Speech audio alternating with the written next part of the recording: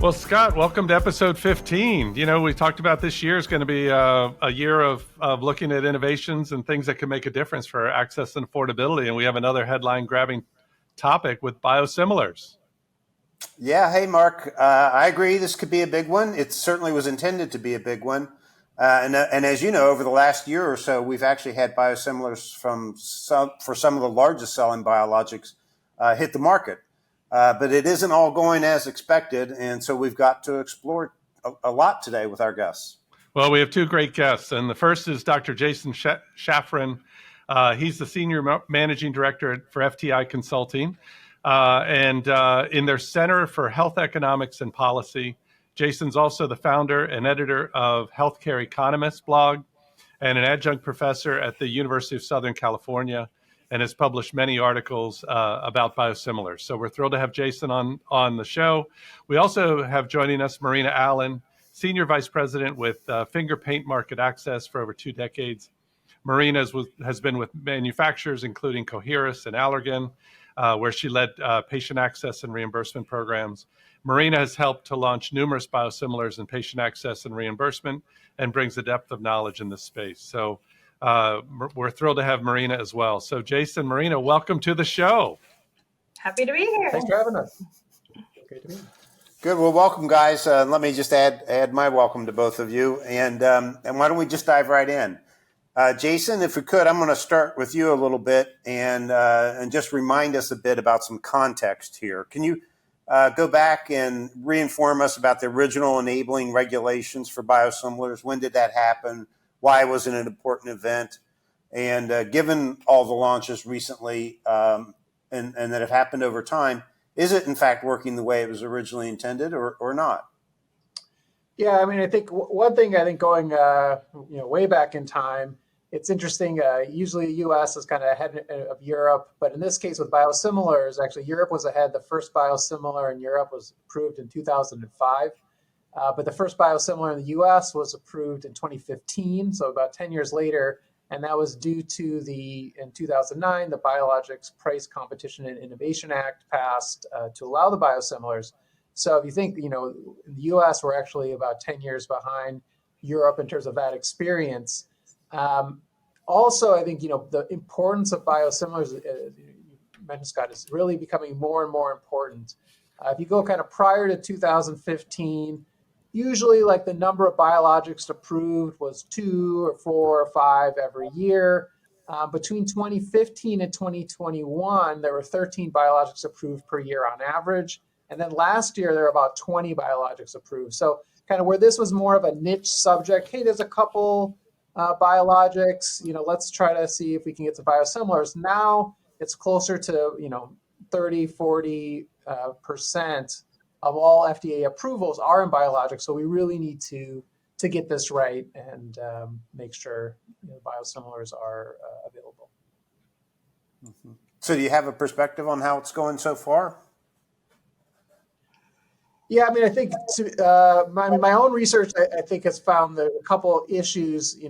One certainly is I think you look at small molecules, you see that as soon as kind of the loss of exclusivity occurs, you have a number of generics entering the market, the prices fall 90% or more after you get 2, 3, 4 entrants, and that's been really successful.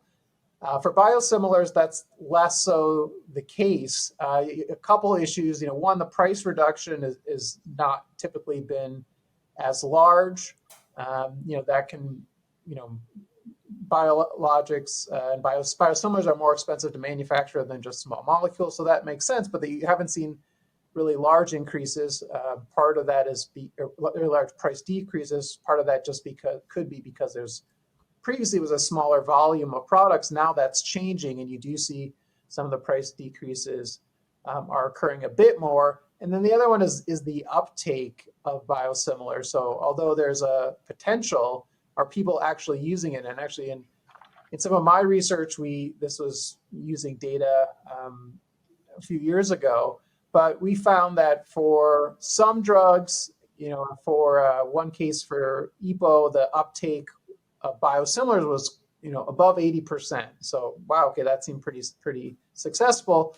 For other ones, like for infliximab, the biosimilar uptake was less than 5% after a year. So although, hey, this is a potential, being able to reduce prices, if people aren't actually using them, that's obviously a huge challenge. So a lot of potential, but a lot that's not been realized. Mm-hmm. Well, before we get to Marina, I want to get to ask you a question. But Jason, you mentioned that the Europe is about 10 years ahead, or at least they were in terms of the initial approval. What are you seeing in terms of like product adoption over there now, since they launched their first in 2005? I mean, what does it look like here, or in Europe versus the U.S.? Yeah, I mean, I don't have. I mean, I think it's been a bit more successful. Certainly, I don't have any specific statistics to compare it, but I do think, and we can kind of talk about some of the institutional barriers. I think in Europe, a lot of times the payer is kind of the ultimate payer, or the person who's making the decision will be, the physician, but the payers will have a large role in that. In the U.S. side, there's a lot of intermediaries that's somewhat problematic. We can certainly talk about that later. That there's PBMs, hospitals may be making those decisions, and so some of the incentives there are problematic. Versus, although I'm not an advocate for that single payer systems are the solutions to everything, if there's fewer intermediaries in this case, that does help a bit for the biosimilar uptake. Well, that's a great lead into Marina. So, Marina, you've launched many biosimilar products into the market. What are you seeing from your perspective, and in particular, do you see like a difference in maybe the PBM benefit biosimilar versus maybe a medical benefit biosimilar? Absolutely. There's no doubt a difference between a medical benefit product and a pharmacy benefit product that you see launched with the biosimilar space. They really are taking on the same approach that you see the branded originator products taking on, but it just depends, right? So for a medical benefit product, it's more of a provider approach. They do contracting with the provider offices, as you would see with the originator products as well. With the PBM, the physician benefits, you see more of a payer play. And that's where they're taking on the approach to go to the payers, PBMs, and they're going for those rebates. The problem is we're not getting the uptake in payer coverage that we're looking for. If there's no payer coverage, then it's really hard for the physicians to be writing for these products, whether or not they are physician administered and they're able to inject or infuse the products to the patient and get reimbursed, or just write a prescription to the pharmacy and it's not covered. So there has been an issue with payer coverage, definitely in the launches that I've dealt with, where out the gates they just don't have the coverage, and so the uptake isn't there that you would think, and the patients are the ones that are actually losing in the end because they're not getting the patients aren't really getting the lower cost that we were hoping for. Well, just to follow up on that, what could we do and I want to get to the patients in a little bit more detail in just a minute, but what could be done to improve payer acceptance, or what from your perspective are you seeing some of your clients or other strategies that could potentially help to make a dent on payer acceptance? Well, you see that, it's already happening. There's starting to be a mandate for Medicare Advantage plans to really take on biosimilars. So that is starting to happen. You see employer groups that are wanting lower costs for patients as well. So there's some changes there too. But there still needs to be a lot done for payer acceptance, because really what you're finding is a lot of these payers are still contracting with the bigger manufacturers, and they're really, going for those rebates in a portfolio type position. So you're still not seeing an uptake with a lot of the biosimilars that are out there unless they're a bigger manufacturer. So it's started to happen. You're seeing the mandates that come out there, but what's coming about with that as well is you're seeing a little bit of white labeling that's and partnering with these larger PBMs and larger manufacturers. And Jason, what she mentioned, the payer strategy, she mentioned pricing, she mentioned Medicare Advantage. What's your perspective on the pricing and the market access sort of acceptance and strategies of biosimilars? Yeah, I mean, there's if you think about kind of in most markets, people want low prices, and if things are identical, you go for the low price product. As Marina mentioned, with the PBMs, that may be less the case. They make money for a lot of the larger ones as a percent of rebates, so they may prefer higher priced products with rebates and discounts. There have been some products that have been launched, some of the Humira biosimilars that offer like identical products. One is higher price, but we have rebates to a similar cost, and one is just low cost. And to be honest, most of the uptake for the larger PBMs has been with the higher price products that they can get rebates for. So I think when there's these kind of structural issues, that's certainly a problem. Another issue, Marina was mentioning on the medical side, is the 340B program. The 340B program sounds like a really beneficial program. It's supposed to help providers that serve disadvantaged communities by giving them discounted drugs. And while that sounds good, it'd be much better to just have, the actual patients who are disadvantaged pay less. And what the reason is what this does, the hospitals get reimbursed the same amount for the drug, they just pay less. So there's a spread, and that spread is larger for higher cost drugs. So if you could use a lower cost biosimilar, you're going to make less money than if you have a higher cost biologic. So you have these kind of structural challenges that, although if you're an individual biosimilar manufacturer, there are some strategies, but there are kind of institutional barriers for biosimilars to have uptake, namely, the focus on rebates for PBMs, and the 340B incentivizes the providers to use higher cost products, which is kind of counterintuitive when you're supposed to be treating a disadvantaged population. Yeah, another example of the complicated nature of our system, I guess. So let's turn a little bit to the patient's perspective a little bit. And Marina, can you help us understand what's going on with the patient out-of-pocket costs or copays for these kinds of medicines? Absolutely. As Jason referred to earlier, the pricing for these biosimilars wasn't what it was expected to be, where it'd be a much lower price than the originator products, right? You see these products coming out at 5% lower than the WAC for these products. So the out-of-pocket expense for these patients isn't truly the out-of-pocket expense that was hoped that you see with the generics, right? And so the manufacturers are really having to put together programs, copay programs, financial assistance to help up these out-of-pocket expenses that these patients are incurring as well.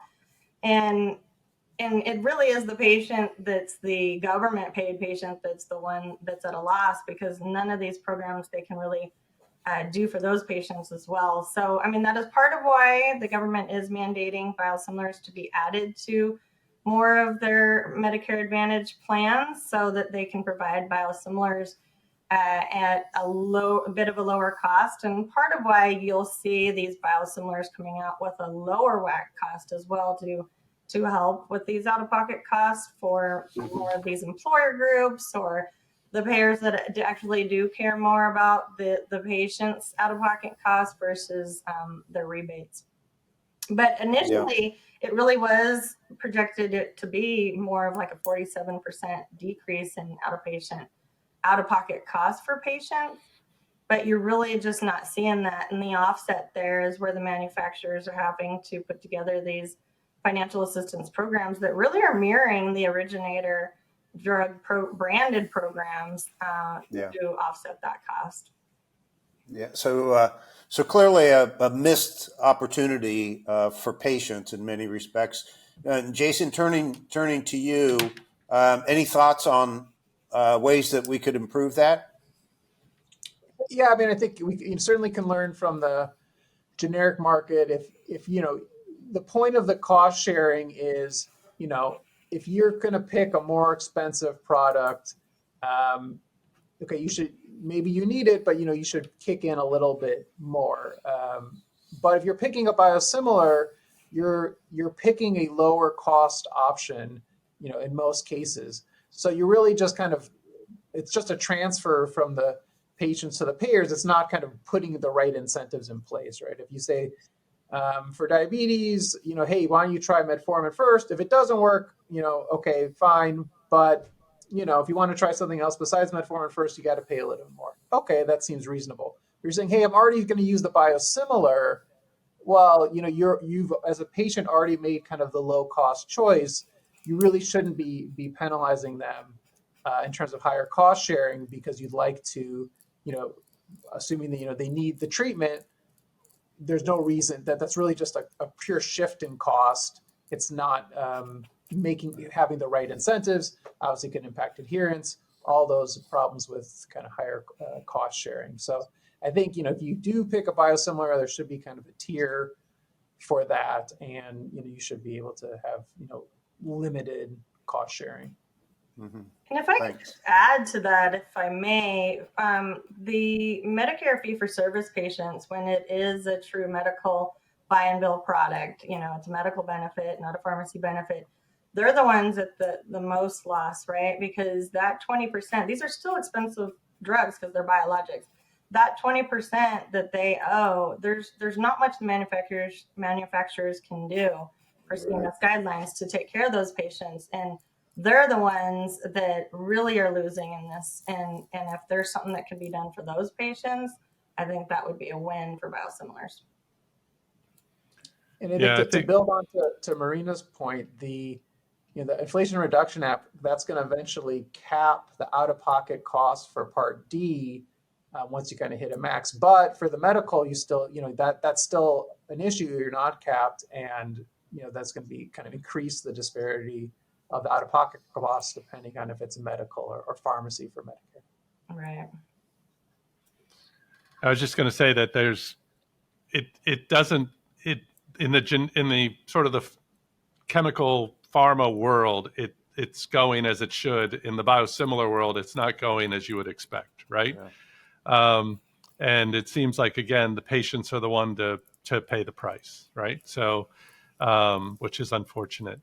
But if we could sort of, Marina, if I could turn to you to sort of go back to this whole concept of what it takes to launch, right? Because a biosimilar now is not like launching a generic on the pharma side. Mm-hmm. So what is sort of the commercial model for biosimilars? I mean, you mentioned, launching a brand is now sort of done a certain way in the biologic space, and now you're launching biosimilars. So what do you have to do to keep up on the biosimilar side? Yeah, it's an interesting play with biosimilars, completely different than generics, right? When biosimilars first came out, they definitely were not successful at all.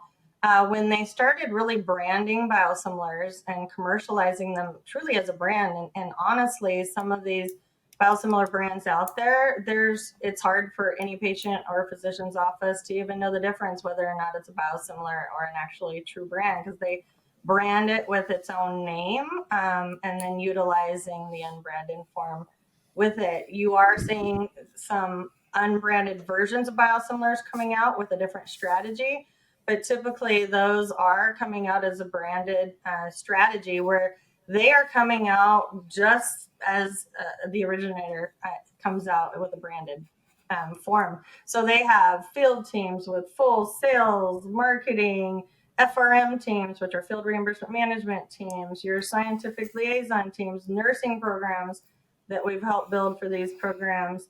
It really depends on whether or not it's a medical benefit product that has more reimbursement obstacles for them to deal with. So you have larger field reimbursement teams or what have you that back it up, or if it's more of a pharmacy benefit drug. But they're still launching with hub programs that are reimbursement services and patient support programs like your copay programs, your free drug programs that are coming out there that really are mirroring branded products that are coming out there and launching, and really mirroring the originator products as well. And there's so many competitors out there. I mean, there's so many biosimilars per molecule and class that it's a pay to play position for them, really, to stay at par. They all got to come out and commercialize and be a branded product. And now you're starting to see other strategies come into play with them coming out with an unbranded version as well. It just depends on whether they're doing the payer play or the provider play, honestly. Well, I think and if I could turn to Jason, because on the commercial side, we've seen some manufacturers try to do it both ways with two prices, right? As you mentioned. So help us understand what you're seeing from your perspective around the sort of the commercial model. Yeah, I mean, I think that the issue really is, who's making the decision maker. As kind of Marina mentioned, is it the provider? Is it the payers and employer? I think if you're able to more kind of get to the ultimate people who are paying, if that's employers, then the biosimilars certainly will have more success. I think for some of the PBMs that are not the largest ones, but maybe some of the smaller or middle ones that are paid more based on per claim process or those things, not based on rebates, they'd be more interested in biosimilars. They don't make the money off the rebates, so that that's kind of an incentive aligned. So I think you do have a lot of variability, but you still have the challenge of the bigger PBMs do still focus a lot on the rebates and incentivizing there. I think there is kind of a broader trend with the biologics to put up kind of more barriers to accessing specialty pharma products, whether that's kind of brown bagging, where patients have to bring their medicines for physicians to administer. If it's white bagging, where the pharmacy would send it to the physicians and they have to give it to that specific patient. So ideally, you would be able to bypass those types of barriers for biosimilars because you're picking a lower cost option. But again, as Marina said, they're kind of branded like products, and there may be kind of branded type administration and logistical costs applied to them as well. So we're definitely not at the easy access, low cost, no problem phase yet.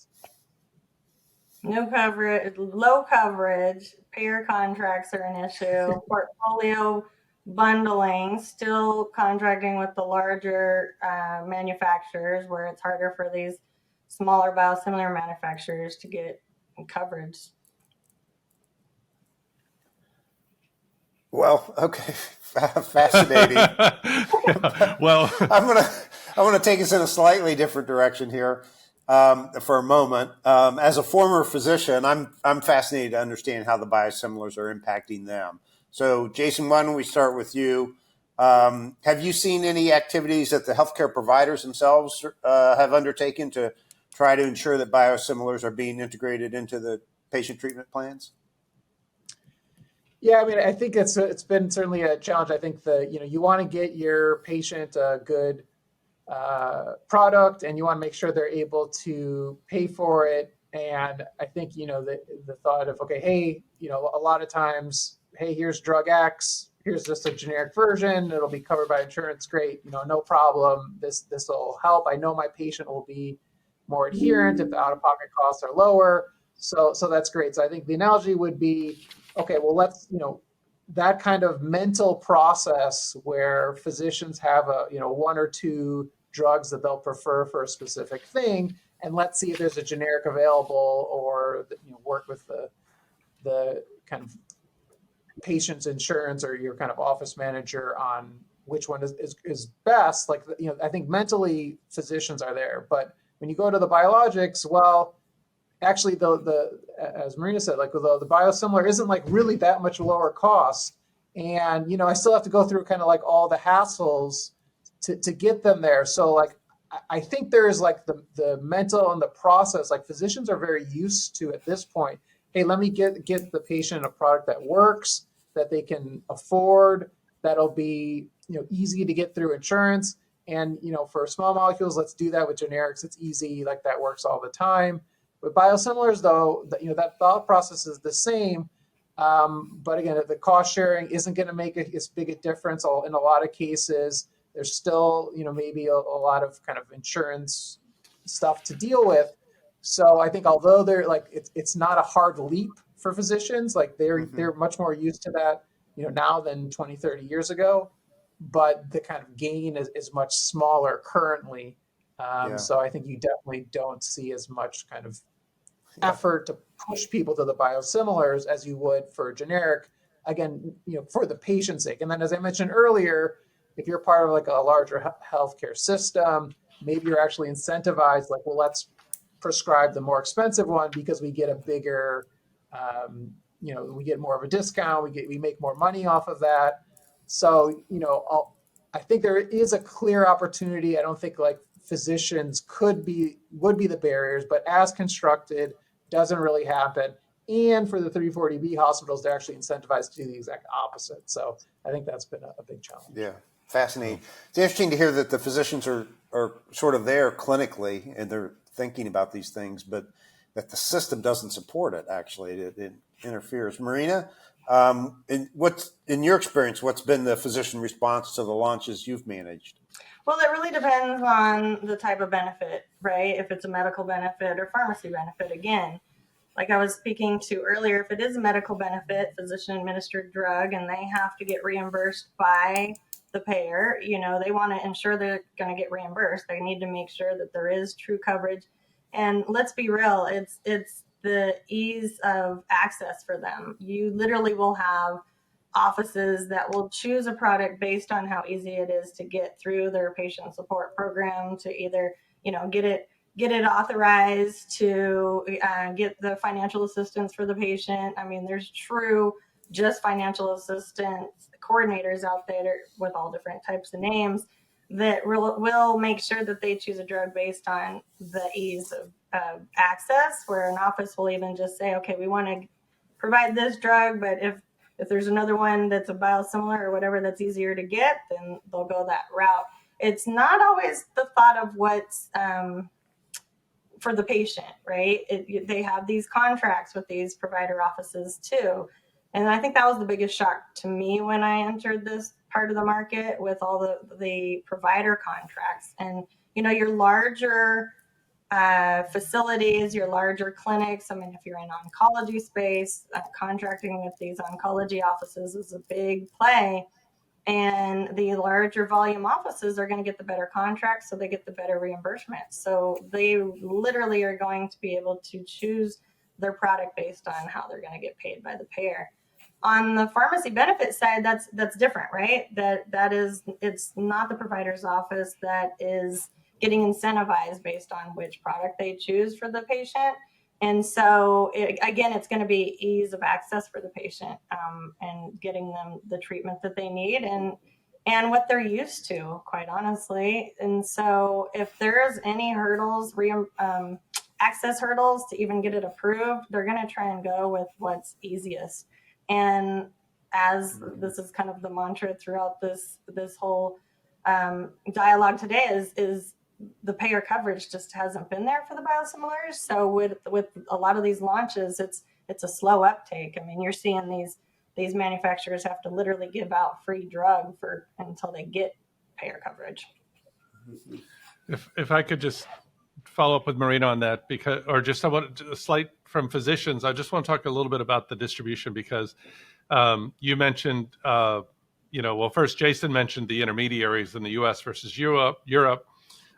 You mentioned the need to have sort of a range of services and solutions to support a biosimilar, similar to what a brand does.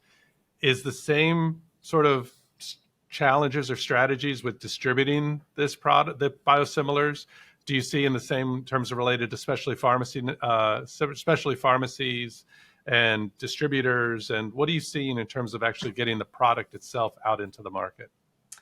Yeah, it depends on what their model is. If they're going, a lot of them are doing an open network model rather than going with a closed network so that they can keep their it open. But it really, again, it really falls to their payer coverage. I haven't seen a distribution issue so much, other than maybe some of the specialty pharmacies that are linked to these PBMs, right? Well, I guess that's a good thing. So that's one area that seems to be doesn't have the mountain of challenges some of the other areas do Right. with biosimilars. So that's encouraging. There's something else that more of the physician practices don't know about. That's a very small market. I find very interesting, and these are the disruptive channels for patients that are more these cash patients, because these are expensive drugs. And there's some options out there: Mark Cuban, GoodRx, Blink Health. There's some options out there for them to pay cash, and in some instances even pay lower than the actual price of the product, rather than going through their payer. So I think that's an interesting situation that's happening, and something to be watched. Yeah, wouldn't it be something if we had to stand up the whole new telemedicine direct distribution model for patients to enable biosimilars of all things, right? But yeah. So all right. Well, let's look forward a little bit then.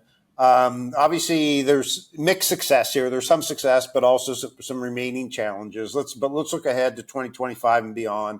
And any trends emerging in the biosimilar market that might shape the future healthcare costs and delivery in the next decade or so. As Jason, as you pointed out, more and more of the approvals coming through the FDA have been biologics. More and more of the spending is on biologics. And if we're to achieve the savings that then can be repurposed into future spending on future innovation products, then we need to figure this out somehow. So how might this evolve? Yeah, I mean, as you said, I think kind of like if you looked 5 or 10 years ago, the biosimilars were a huge disappointment. I think now it's gaining some steam. It's definitely not where we want it to be, but there is some progress. Again, because there's so many more biologics, they're starting to go, loss of exclusivity. Then you kind of can get more scale with the biosimilar manufacturers. You have some very large products like Humira that have biosimilars. So I think kind of that market has increased. I think on the kind of converse side is you have a lot of kind of proposals for government policies to reduce prices for biologics, whether that's the Inflation Reduction Act at the federal level that kind of mandates negotiation after 13 years for biologics, or if it's prescription drug affordability boards. And while kind of as a whole, like the goal is to kind of push down the prices, if you push down the prices of the original biologic, there may not be a, market for biosimilars because you may push it down too much. What's the point of switching around? So that certainly is a challenge. In the U.S., kind of what's traditionally happened is you'll pay a fair amount for kind of branded products. The goal of that is to incentivize innovation. They'll be expensive, but your insurance should cover most of that. And then eventually, after some years, you're going to get really low cost versions.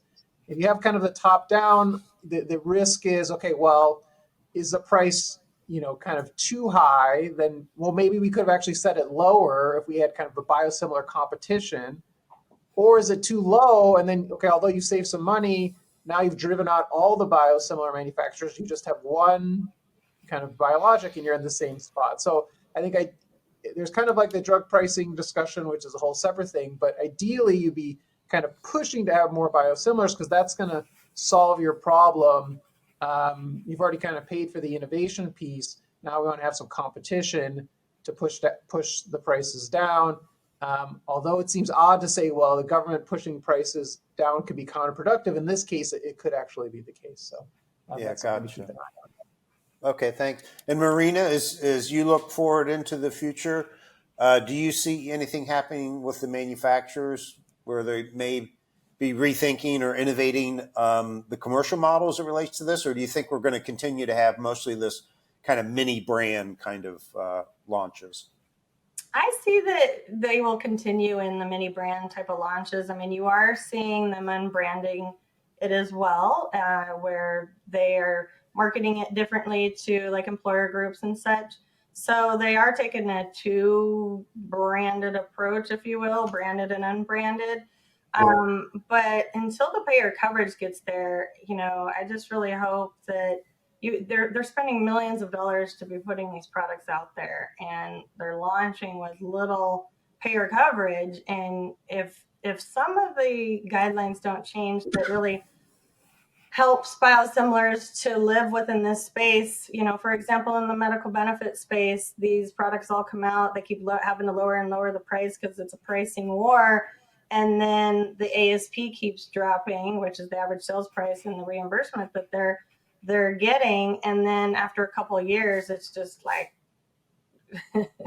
it's bottoming out. And so these manufacturers are going to want to get out. So I hope that they do change more. I don't see them changing it from a commercial branded approach until the ease of access gets better, because like I said earlier, these offices are going to choose the products that have an ease of access. And if they still have to go through all the reimbursement hurdles that they have to go through to get access to these products, they are going to have to take a branded approach to provide all these type of programs and financial assistance to help out. And then, at some point they might bottom out, because you're seeing some of these rebates and contracts with these payers where they're asking 95% rebate, right? Like at one point, what are these manufacturers actually making? So that's where it gets scary to me, I think. Well, I first of all, thank you both for a great discussion, great insights. But before we finish, I get the pleasure to ask you all, both of you, our favorite question of the day, which is the theme of our podcast, and that is, if you could have a magic wand and literally wave it and make things all better, what would your prescription for better access be? And Jason, let's start with you. Yeah, so I think I would have a three kind of pronged approach. The first one would really be to get rid of the 340B. If you care about helping disadvantaged patients, there are ways to do that, lowering copays, et cetera, rather than just giving kind of these big discounts, which really create perverse incentives that you're actually incentivizing them to prescribe high cost things. So that's kind of number one. Number two, I think some type of PBM reform that we really want to push them to focus on the prices and biosimilars and really get away from the rebates. With branded products, you can do what you want, but with the biosimilars, you want to kind of incentivize people to use the lower cost options. And I think kind of the rebate system is a bit problematic there. And then I think third is I would, for the biosimilars, really limit kind of the top-down pricing. Most markets, you get a good price on most goods and services, and that's because there's competition. For drugs, you have to look at value-based purchasing to balance incentives for innovation and, obviously prices. But once you kind of hit the biosimilar, once the loss of exclusivity, you want to bring in as many competitors as possible, and then you'll balance out kind of the price and et cetera. And so pushing the first two parts, will help kind of make more biosimilars available, push down the price. And I think we don't want to have a top-down approach for either setting the price too low, that drives out all the biosimilars, or too high, where you could have had more savings if you just incentivized more biosimilar manufacturers to enter. So those would be my three-pronged prescription for better access. Great. And Marina? Well, lift access barriers and decrease time to treatment, right? And there's multiple things to do that. If I was to ask for some better ways to do the things, better integrations with payers, you have those integrations on the pharmacy side, not on the medical side, and maybe that's for a reason, to make it harder to get approvals, NCPDP transactions where they are able to get that quick real-time response to get an approval for a drug. What the reimbursement barriers that offices have to go through for a medical buy and bill product is a lot. I mean, they have to have a lot of staff on board. They have to hire FTE just to get access to these products. So if we could have more ease of access, where quicker time to treatment, integrations with the payers, maybe one portal versus all the plethora of portals that are out there. You've got every payer portal, you've got manufacturer portals. Maybe integrate everything into the EHR system where it's all within the physician workflow and it's done and they're able to prescribe like they want to and the patient can get the drug right away. That would be nice.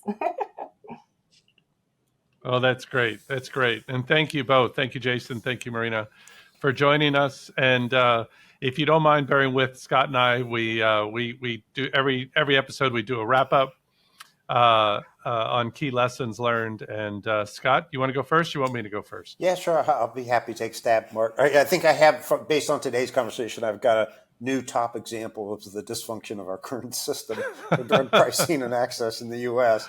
This is amazing, isn't it? But jokes apart, it's obviously very important as well. If you look at the amount of spending again on biologic medicines and the medicines that are going generic or losing patent protection now and say through 2030, there's a lot of drug spending there that the system is kind of counting on declining in order to make space for spending on new innovation. So it is important to get this right. I'm amazed again by the distortion created by the supremacy of the rebate. The resulting in higher than expected biosimilar prices, and in some cases, a high-low combo strategy with two prices. And even with all that, still limited formulary uptakes for the new biosimilars. Then resulting in mandates from government, for coverage of certain segments of payers. I mean, it's just, nuttiness piling on. Additional distortions we heard about in the buy and bill world as well, and including the 340B program, which is amazing. The patient cost shares are still too high, in part related to all of this. And there's still too many formulary exclusions and prior authorization, as we heard. So like all of the things that you would hope would happen with substitution of lower cost medicines, patient cost shares, going down, and the administrative hurdles declining, just aren't really happening the way we expected here. And now, the IRA with their, price negotiation may, undermine the Medicare portion of segment of this business. So, completely changes the incentives for the manufacturers. So anyway, it's important to get right. We clearly, there's been some progress made, but we clearly don't have it all right yet, and so we can't give up. We got to keep trying. Well, yeah, and I think that's sort of my takeaway, which is that in the big picture, I'm again incredibly hopeful, right? Because biosimilars are a tool to help us achieve that improved access and affordability, right? And that's something to be excited about. You and I were both chuckling as they went through the mountain of challenges that are there, because you and I have heard this for the past year plus now. And so, but again, those mountain of challenges then create a need for expertise and challenges or consultants and others to help sort of navigate these problems, and at least in the U.S. market. And so, but I'm not going to undersell the magnitude of those challenges, right? As you just summed up so well. And I'm not going to repeat it. I'll just say I'll echo the key points you brought up. I do want to highlight again just another topic that came across, which is 340B reform.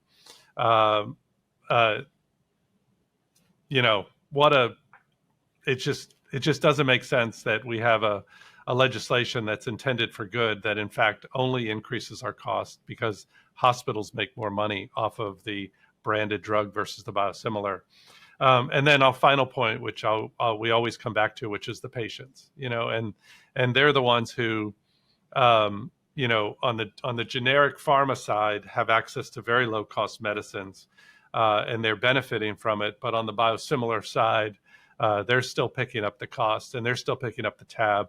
Recent studies about the number of Americans in this country that are bankrupt or on the verge of bankruptcy or have such large medical debt.